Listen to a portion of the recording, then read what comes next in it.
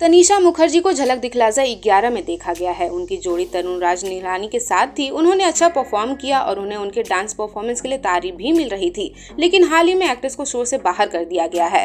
हालांकि तनीषा का सफर काफी अच्छा रहा और उन्होंने शो में कई चौंकाने वाले खुलासे भी किए हैं। वहीं झलक दिखलाजा 11 के पहले एपिसोड में तनीषा मुखर्जी ने खुलासा किया कि उन्होंने ये शो क्यों चुना।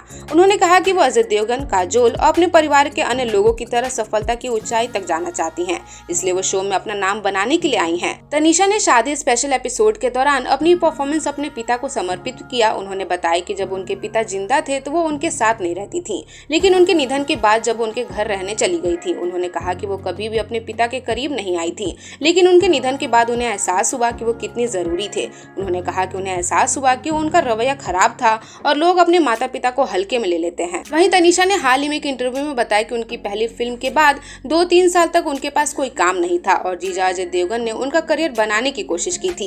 शो में तनीषा मुखर्जी ने खुलासा किया था कि जब वो अपनी पहली फिल्म की शूटिंग कर रही थी तो वो कोमा में चली गई थी। वो मनाली में फिल्म की शूटिंग कर रही थी और अपने को स्टार और निर्देशकों के साथ एक दुर्घटना का शिकार हो गई थी।